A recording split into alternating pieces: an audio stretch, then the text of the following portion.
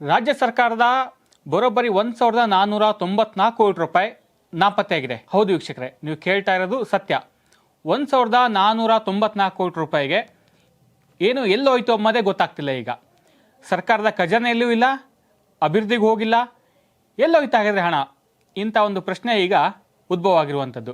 ಇದೇ ವಿಚಾರಕ್ಕೆ ಸಂಬಂಧಪಟ್ಟಂತೆ ಈಗ ಬಿಜೆಪಿಯ ವಿಧಾನ ಪರಿಷತ್ ಸದಸ್ಯ DS ಅರುಣ್ ಇದಾರಲ್ಲ, ಅವ್ರೀಗ ರಾಜ್ಯಪಾಲರಿಗೆ ದೂರನ್ನ ಕೊಟ್ಟಿರುವಂತದ್ದು. ಅಂದ್ರೆ 1 ಕೋಟಿ 2 ಕೋಟಿ ಆದ್ರೆ ಓಕೆ, ಬರೋಬ್ಬರಿ 1,494 ಕೋಟಿ ರೂಪಾಯಿ ನಾಪತ್ತೆ ಆಗಿರುವಂತಹ ವಿಚಾರ ಇದು ಸಾಮಾನ್ಯ ಅಲ್ಲೇ ಅಲ್ಲ. ಇದೇ ಕಾರಣಕ್ಕೆ ಈ ವಿಚಾರದಲ್ಲಿ ಸೀರಿಯಸ್ ಆಗಿರುವಂತಹ ಬಿಜೆಪಿ ಸದಸ್ಯ DS ಅರುಣ್ ಸಿಎಂ ಸಿದ್ದರಾಮಯ್ಯ ವಿರುದ್ಧ ದೂರನ್ನ ದಾಖಲಿಸಿದ್ರೆ. ಈಗಾಗಲೇ ಮೂಡ ಹಗರಣಕ್ಕೆ ಸಂಬಂಧಪಟ್ಟಂತೆ ಸಿಎಂ ಸಿದ್ದರಾಮಯ್ಯ ವಿರುದ್ಧ ರಾಜ್ಯಪಾಲರು ಪ್ರಾಸಿಕ್ಯೂಷನ್ಗೆ ಅನುಮತಿಯನ್ನು ಕೊಟ್ಟಿದ್ದಾರೆ. ಹಾಗೆ ವಾಲ್ಮೀಕಿ ಹಗರಣದಲ್ಲಿ ಮಾಜಿ ಸಚಿವ ನಾಗೇಂದ್ರ ಅವರು ಕೂಡ ಜೈಲನ್ನ ಸೇರಿದ್ದಾರೆ. ಈ ಕುರಿತು ಅಲ್ಲೇ ಏನು ಚಾರ್ಜ್ ಶೀಟ್ ಕೂಡ ಸಲ್ಲಿಕೆ ಆಗಿರುವಂತದ್ದು. ಬಟ್ ಇದ್ರ ಬೆನ್ನಲ್ಲೇ ಈಗ 1,494 ಕೋಟಿ ರೂಪಾಯಿ ಅಮೌಂಟ್, ಬಿಗ್ ಅಮೌಂಟ್ ಕಾಣೆ ಆಗಿರುವಂತದ್ದು ಭಾರಿ ಸಂಚಲನ ಸೃಷ್ಟಿ ಮಾಡಿರುವಂತದ್ದು. ಇವತ್ತು DS ಅರುಣ್ ಇವತ್ತು ರಾಜ್ಯಪಾಲರನ್ನ ಭೇಟಿ ಮಾಡ್ತಾರೆ. ಭೇಟಿ ಮಾಡಿಬಿಟ್ಟು 1,494 ಕೋಟಿ ರೂಪಾಯಿ ಹಣ, ಇದು ಸ್ಮಾಲ್ ಅಮೌಂಟ್ ಅಲ್ಲ, ಇದು ದೊಡ್ಡ ಬಿಗ್ ಅಮೌಂಟ್ ಆಗಿರುವಂತದ್ದು. ಇದು ಸರ್ಕಾರದ ಖಜಾನೆಯಲ್ಲಿ ಅಂದ್ರೆ ಹಣಕಾಸು ಇಲಾಖೆಗೂ ಕೂಡ ಈ ಬಗ್ಗೆ ಮಾಹಿತಿ ಗೊತ್ತಿಲ್ಲ.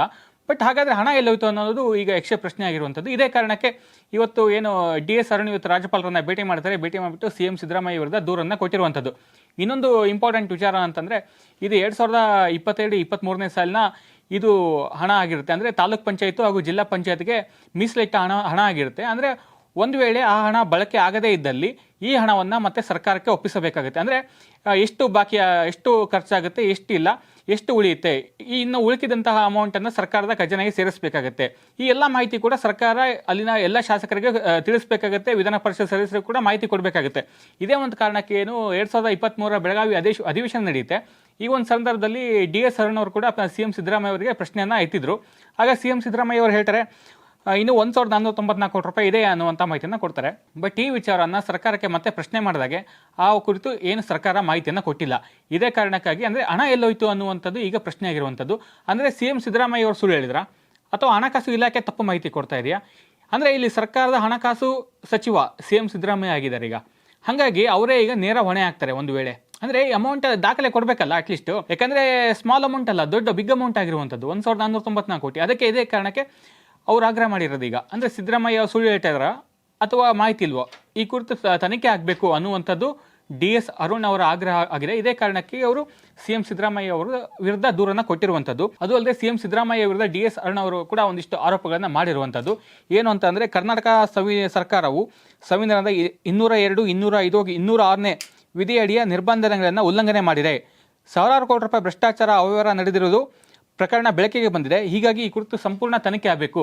ಅಂದರೆ ಈ ಹಣ ಎಲ್ಲೋಯ್ತು, ಅಂದರೆ ಯಾವ ಇಲಾಖೆಗೆ ಹೋಗಿದೆಯೋ ಅಥವಾ ಜಿಲ್ಲಾ ಪಂಚಾಯತಿಯಲ್ಲೇ ಉಳ್ಕೊಂಡಿದೆಯೋ, ತಾಲೂಕ್ ಪಂಚಾಯತಿಯಲ್ಲೇ ಉಳ್ಕೊಂಡಿದೆಯೋ ಅಥವಾ ಜಿಲ್ಲಾಧಿಕಾರಿಗಳ ಅಕೌಂಟಲ್ಲೇ ಇದೆಯೋ, ಈ ಕುರಿತು ಮಾಹಿತಿ ಕೊಡಬೇಕು, ಮಾಹಿತಿಯನ್ನು ತರಿಸ್ಕೋಬೇಕು, ಸಂಪೂರ್ಣ ಸಮಗ್ರವಾಗಿ ತನಿಖೆ ಆಗಬೇಕು ಅನ್ನುವಂಥ ನಿಟ್ಟಿನಲ್ಲಿ ಏನು DS ಅರುಣ್ ಅವರು ರಾಜ್ಯಪಾಲರಿಗೆ ದೂರನ್ನು ಕೊಟ್ಟಿರುವಂಥದ್ದು, ಆಗ್ರಹ ಮಾಡಿರುವಂಥದ್ದು.